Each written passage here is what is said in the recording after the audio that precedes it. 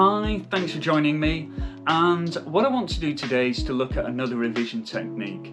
This will apply to maths, English, science, languages, as well as history.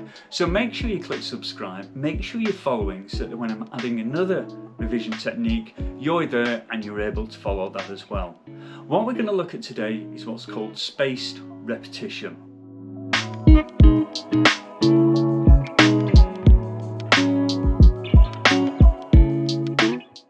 We're going to go through it in 5 simple steps. It links really nice to what we've been looking at previously, to this idea of active learning, so you might want to have a look at that as well because they work really well together.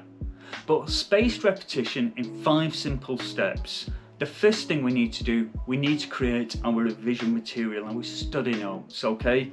That might be flashcards, it might be a knowledge organiser, it could be a mind map. But we're going to need something that we're going to keep returning to for our revision. Okay, so once we've done that, we've finished step 1, we then move on to step 2. Okay, we need to do review and we need to test ourselves. This is part of that active learning process.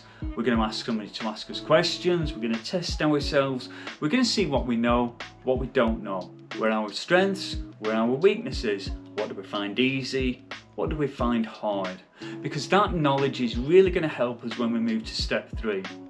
Now step 3 is to create our revision schedule. You're going to focus on the things that you're finding difficult, new material, things that you're struggling to remember.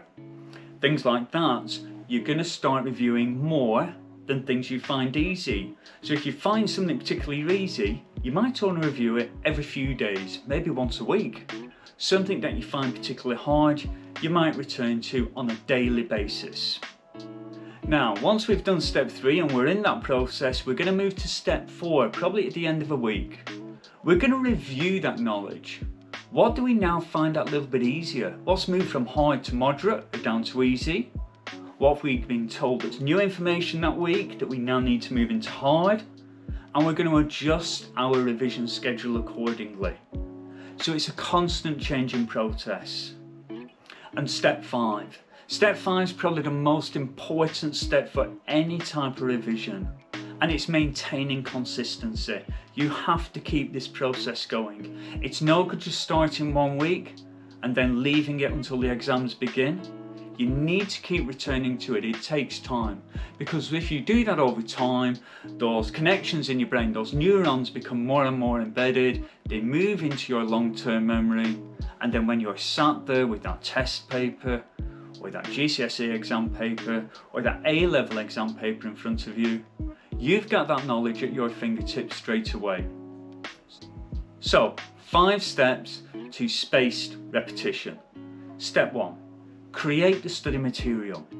Step 2, review and test yourself using that study material. Step 3, establish a schedule. Step 4, review and adjust that schedule on about a weekly basis. Step 5, maintain consistency. Make sure you return to that material on a regular basis. As always, I'm going to add more revision material, more revision ideas here. Let me know what works for you in the comments below, and also remember to subscribe. Thanks very much. Bye bye.